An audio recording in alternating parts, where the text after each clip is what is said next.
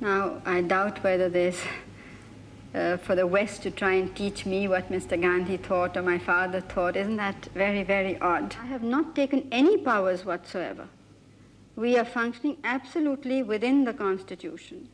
All we have done is to detain a number of people and to ban two main groups, who were non-political groups, who believed in anarchy and violence.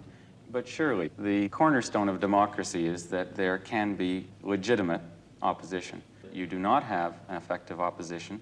You do not have criticism within the press because of press censorship. And perhaps most disturbing to people I've talked to is that somebody can be put in jail and cannot get back to the courts as an age-old right of appeal. Now, certainly that is extra power. Well, it is a little bit of extra power, but I already said in the beginning what situation was created here. Because the question is that whether it's a democracy or any other type of government, the first duty of any government is to preserve the country's unity and its integrity. And I think that that was being threatened. Let's go back then to the question of the change in Constitution. For a moment, we'll assume your own morality is of the highest. If you're followed by somebody who's a real tyrant, does that not open the way to easily becoming a dictator? So far as the president is concerned, he always has had this immunity. It's only been now extended to the vice president and the prime minister. And the intention was not at all to protect anybody who was guilty, but merely to safeguard them from harassment and the use of litigation for political ends or something like that.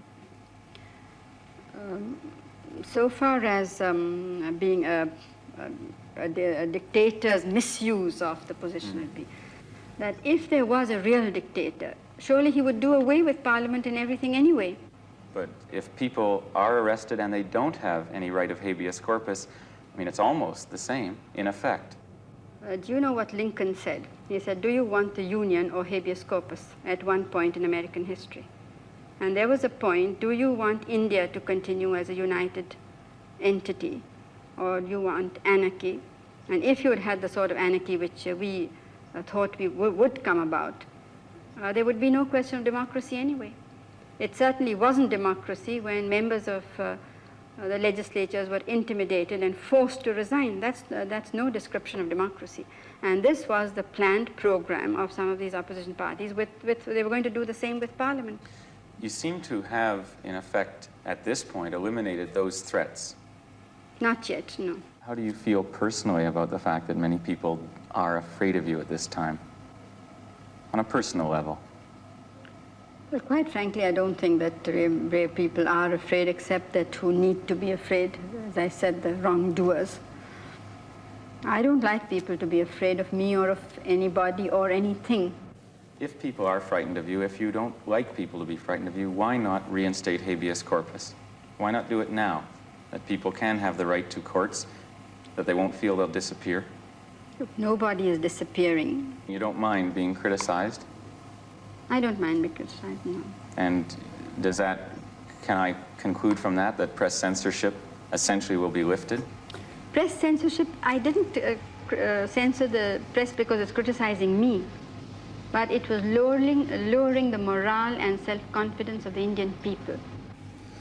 It's been said in the press again that if Nehru or Gandhi were alive now, that they would be your opponents, that they would be in jail because of the extreme measures you're taking. Now, I doubt whether there's, for the West to try and teach me what Mr. Gandhi thought or my father thought. Isn't that very, very odd? Your job in the transformation of India, in the eradicating of poverty, is an enormous job. It must be very tempting to want to keep the kind of special situation you have now in the emergency to carry on your work more efficiently. Is that in fact a temptation for you? Not at all, because I believe very firmly that it's not just the ideal of democracy, but as a practical proposition, I think it's the only system that can work in a country of India's size and diversity. Why because not? we can only keep these divergent religions, language groups, and cultural groups together if they have a full feeling of participation and involvement. Do you think the time might come when you feel the best thing for the country would be to step down? Which might come, I don't know. I certainly can't last forever.